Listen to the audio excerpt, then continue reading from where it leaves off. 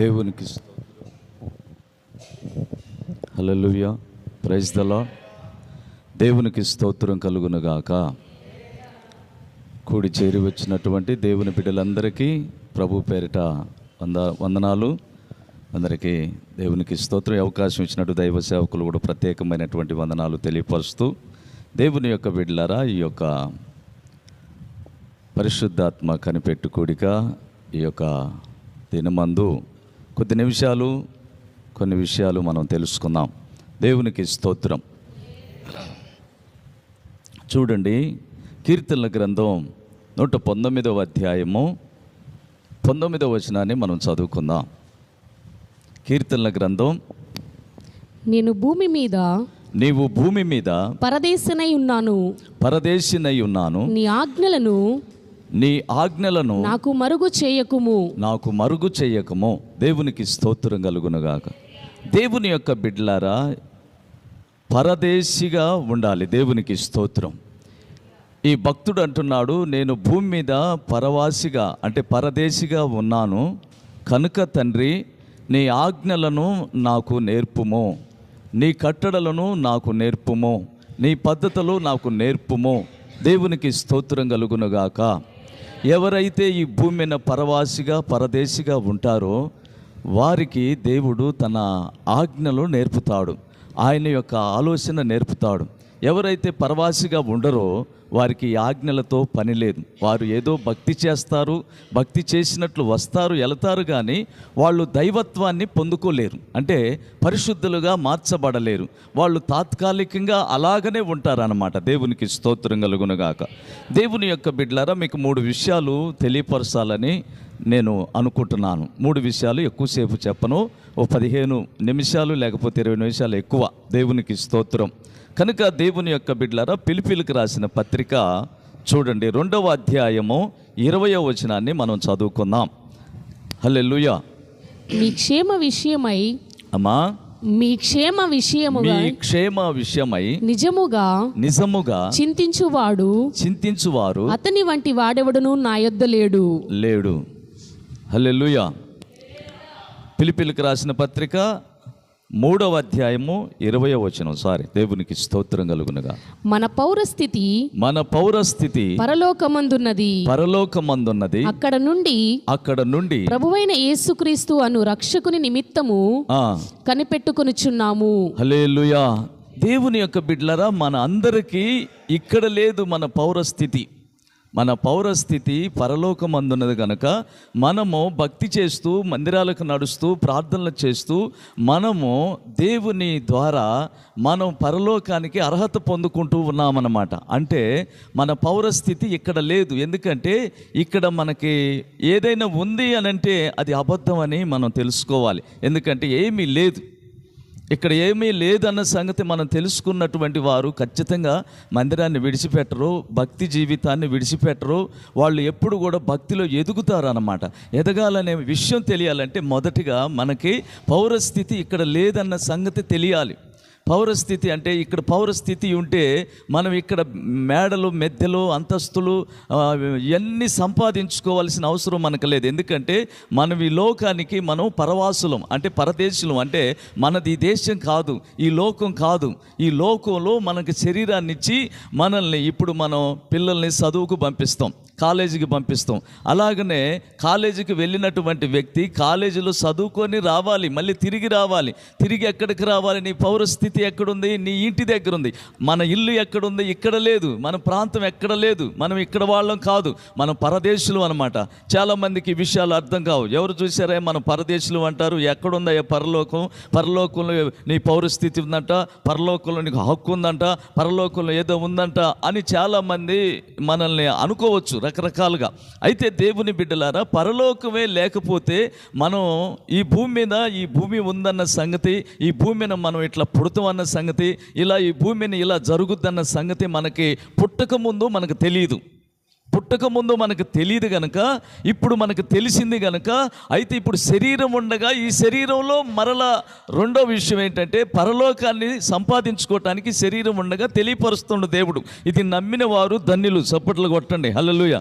నమ్మిన వాళ్ళు ధన్యులు, నమ్మని వారు వాళ్ళు వ్యర్థులు అందుకే దేవుడను నమ్మి బాప్తిసం పొందినవాడు రక్షించబడును, నమ్మని వానికి శిక్ష విధించబడును. నమ్మిన వారి వలన ఈ అద్భుతాలు, ఈ సూచక క్రియలు ఏమనగా నా నామముల దెయ్యములను పారదోలతారు, పాములను ఎత్తి పట్టుకుంటారంటే పాములు అనగా మనలో ఉన్నటువంటి పాము స్వభావం, మనలో ఉన్నటువంటి దయ్యపు ఆలోచనలు, మనలో ఉన్నటువంటి శాపపు ఆలోచనలు, మనలో ఉన్నటువంటి సర్పపు ఆలోచనలు మనం ఎత్తి పట్టుకుంటాం. అంతేగాని భూమి మీద కనపడే మట్టి పాములు లేకపోతే సర్పాలు వాటిని పట్టుకొని జనానికి చూపించేది ఇది భక్తి కాదు, ఇది తెలివితేటలు కాదు, ఇది అజ్ఞానం.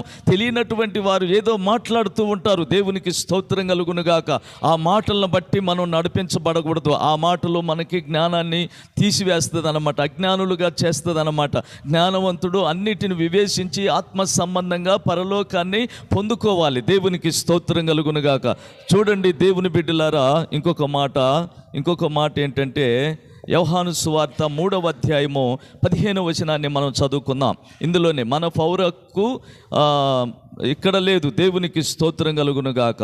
మన పౌరస్థితి సంపాదించుకోవాలి. దేవునికి స్తోత్రం. మన పౌరస్థితి పౌరక్కును సంపాదించుకోవటం అంటే పరలోకాన్ని, అంటే పరలోకంలో మనకి అధికారం ఉంది కనుక, పరలోకంలో ఇక మనకు మరణం లేదు కనుక, పరలోకంలో శాశ్వతంగా మనం ఉంటాము కనుక, ఆ రాజ్యాన్ని మనం సంపాదించుకోవటానికే మనం ఈ భూమి మీద పుట్టామన్న సంగతి తెలుసుకున్న వాళ్ళు ధన్యులు. దేవునికి స్తోత్రం కలుగునుగాక. వారు ధన్యులు కనుక చదవండి 3వ అధ్యాయము యోహాను సువార్త 15వ వచనాన్ని చదువుకుందాం.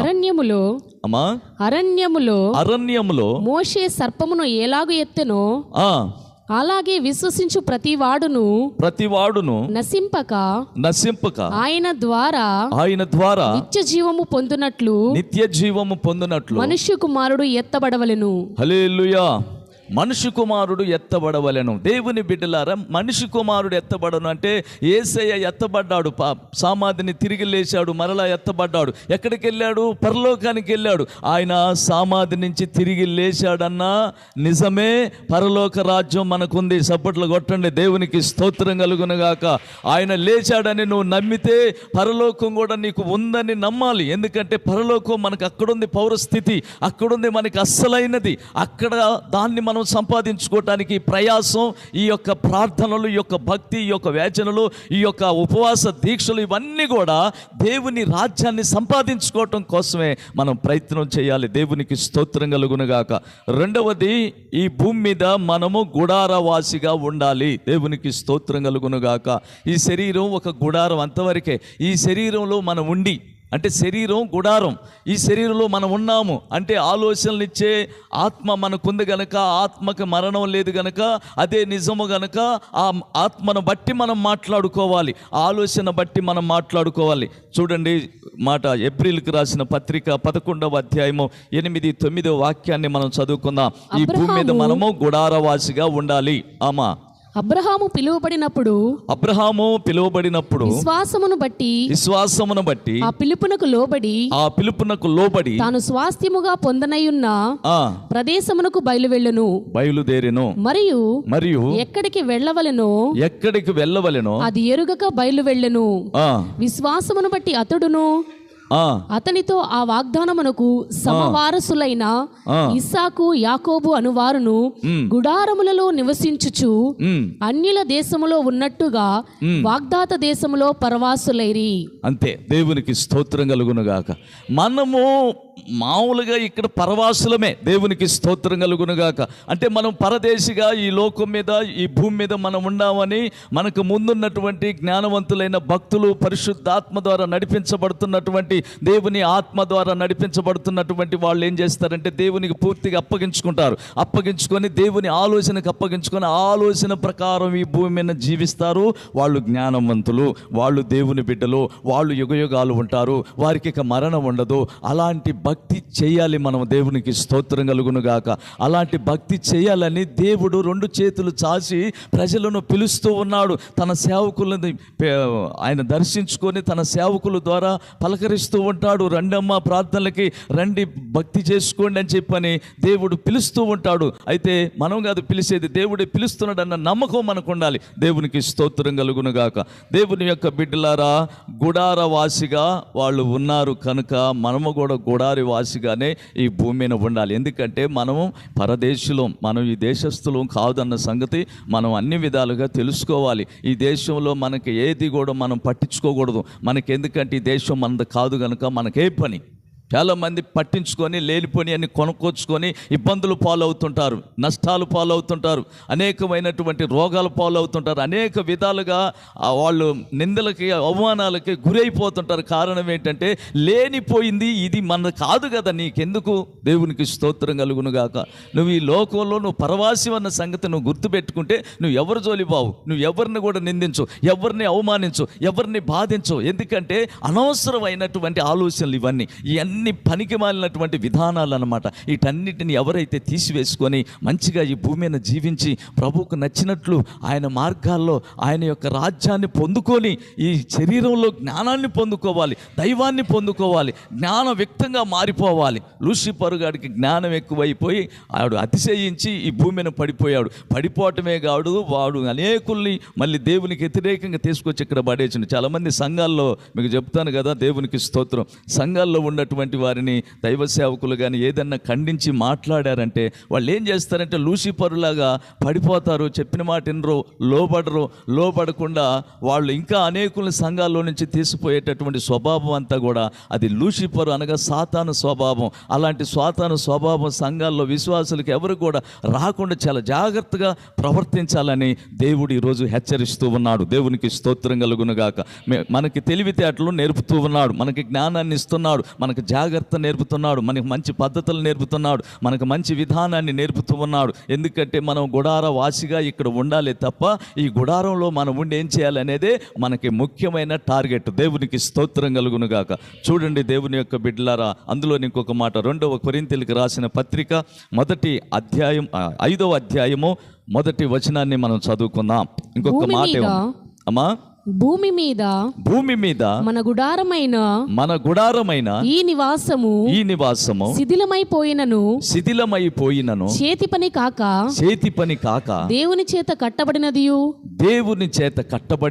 నిత్యమైనదియునైనా నివాసము పరలోకమందు మనకున్నదని ఎరుగుదుము. హల్లెలూయా. అంత జ్ఞానవంతులు ఉన్నారా? దేవునికి స్తోత్రం కలుగును గాక. మనకిక్కడ ఏమీ లేదు, మనకు పరలోకమందు ఉన్నది అన్న సంగతి తెలుసుకోవాలి. దేవునికి స్తోత్రం కలుగును గాక. ఇక్కడ ఏదైనా వస్తుంది, ఏదైనా జరుగుతుంది, అదంతా నీకు పోరాటం. అంతవరకే దేని మీద నీకు మనసు ఉండకూడదు. భార్య భర్త మీదైనా, భర్త భార్య మీదైనా, లేకపోతే తల్లి బిడ్డల మీద, బిడ్డలు తల్లిదండ్రి మీద, ఈ లోకంలో కనిపిస్తున్న దేని మీద కూడా నీకు ఆశలు కోరికలు చంపివేసుకొని తాత్కాలికంగానే నీవు జీవించాలి. దేవునికి స్తోత్రం కలుగును గాక.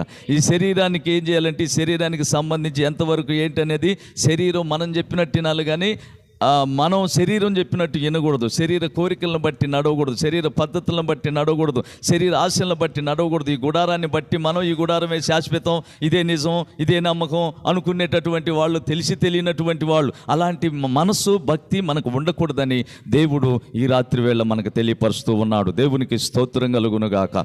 మనం ఈ భూమిన గుడారవాసిగా ఉండాలి. మొదటగా ఏం చెప్పాను చెప్పండి?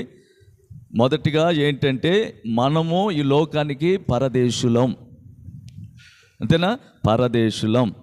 అయితే మనము మన పౌరకు ఎక్కడుందంటే మన పౌరస్థితి పరలోకంలో ఉంది కనుక మనం దాన్ని సంపాదించుకుంటూ, దాన్ని గురిపెట్టుకొని, పరలోకాన్ని గురిపెట్టుకొని మనం బ్రతుకుతూ, మన బిడ్డల్ని సరి చేసుకుంటూ, మన కుటుంబాన్ని సరి చేసుకుంటూ, మన స్నేహితుల్ని సరి చేసుకుంటూ, మన బంధువుల్ని సరి చేసుకుంటూ, మన ఇరుగు పొరుగు వారిని ప్రేమిస్తూ యేసయ్య మార్గంలో మనం నడిచి అనేకుల్ని నడిపించుకుంటూ మంచి జీవితం, మంచి సాక్ష్యం కలిగి జీవించమని ఈ గుడారంలో దేవుడు తెలియపరుస్తూ ఉన్నాడు. దేవునికి స్తోత్రం కలుగునుగాక.